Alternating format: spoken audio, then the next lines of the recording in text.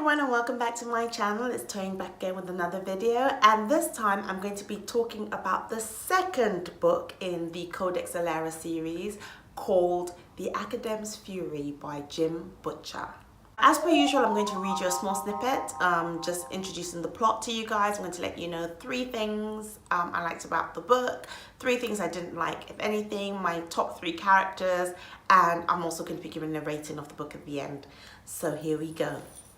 For centuries, the people of Alera have relied on the power of the Furies to protect them from outside invaders. But the gravest threat might be closer than they think. Tavi has escaped the Calderon Valley and the mysterious attack of the Marat on his homeland. But he is far from safe, as trying to keep the illusion of being a student while secretly training as the First Lord's spy is a dangerous game. And he has not yet learned to use the Furies, making him especially vulnerable. When the attack comes, it comes on 2 fronts. A sudden strike threatens the First Lord's life and threatens to plunge the land into civil war. Meanwhile, in Calderon Valley, the threat faced from the Marat is dwarfed by an ancient menace, and Tavi must learn to harness the Furies if he has any chance of fighting the greatest threat Alera has ever known. Now, I feel like that plot is a little bit misleading because Tavi, as we heard from the first, as we know from the first book, which is the Furies of Calderon, please check out my review on that. Tavi has no Furies, so I don't know why this plot is trying to claim that Tavi is trying to harness the Furies because he hasn't got none. So basically, just to explain, if you haven't checked out the previous review, so the Furies are basically like magical abilities, and all the people of Alera have these magical abilities except Tavi. So Tavi is now like an older teenager, and he's been sent to the academy at the capital. And at the academy, it's basically like a university, and you learn different Furies, you learn different skills whatsoever. And he's also kind of being branded the First Lord's favorite, and the First Lord is like the king of the realm. And so he works for the First Lord as his like personal assistant type deal, and also he's training to be a spy as well. And in this time, you know, something fishy is going on. Oh, what I really liked about this this book is the kind of, you get introduced to Tavi's friends, Antillus Maximus, Gaelle and Ehren, and then some of his kind of nemesis as well, you kind of get introduced to. And basically it's kind of like that kind of high school, you know, you can't sit with us, you've got no powers, kind of bullying going on in the university. And that dynamic of like student life at the academy is really, really enjoyable to read in this book. Another thing that I really enjoyed is that, you know, Tavi is then having to investigate something fishy is going on. There's like a thief that is managing to break into like all these rich people's houses and houses that they're not supposed to be able to break into. And as part of his spy training, he has to discover who this thief is.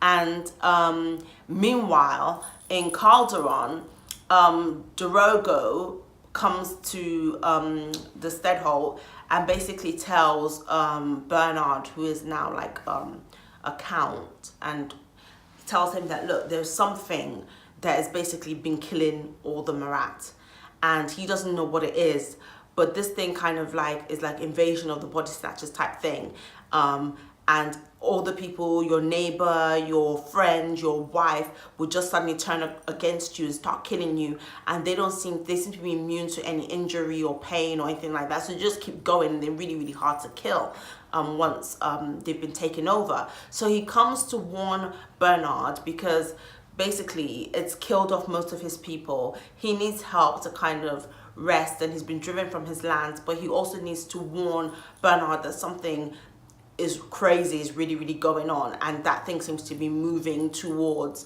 Calderon Valley. So they need to fortify and prepare to wage a war against this thing, which we don't know what it is.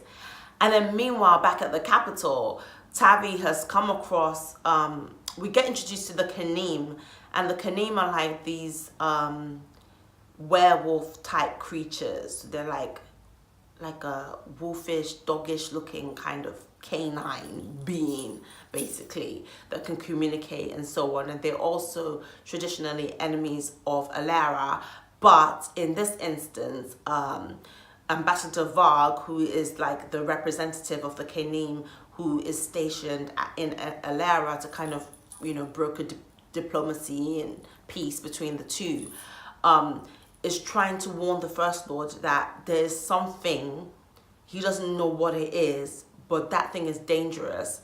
And, basically the First Lord needs to be aware of something going on, because it's kind of taking over the Kanim as well, but he's not sure.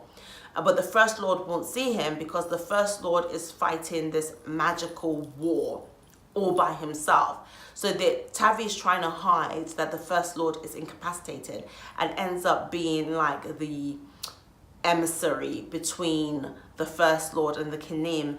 And then we come to discover that whatever is attacking them in Calderon has made its way to the capital of Alera as well. And Tavi and his friends, Antillus Maximus, Gaelle and Ehren, are basically like the last line of defense, and they have to try and save the world. So that's it in a nutshell. I mean, it is a beautifully woven story of political intrigue,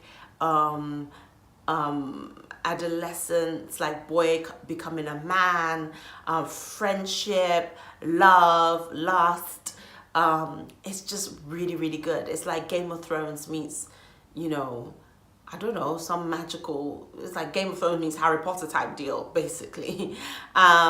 And I really, really enjoyed that. Jim Butcher is a skilled writer. And if you have the patience to sit through this book, because it's quite chunky, you will really, really enjoy it. And if you're a lover of Game of Thrones or Dune or anything like that, you'll really, really enjoy this book. In this book, as per usual, my favorite characters were Kitai, Tavi. Oh, I don't know. Don't think I can narrow it down to a third. Okay, if I want to narrow it down to one person, I'll say Antillus Maximus. He's just such a character. He's a rogue, a lovable rogue. He's torn, going through some kind of pain and angst himself, but he's a really, really good friend, loyal to Tavi, and I really, really enjoyed that about him.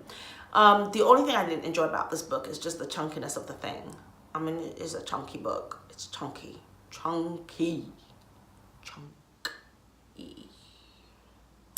So that's the only thing I didn't really like.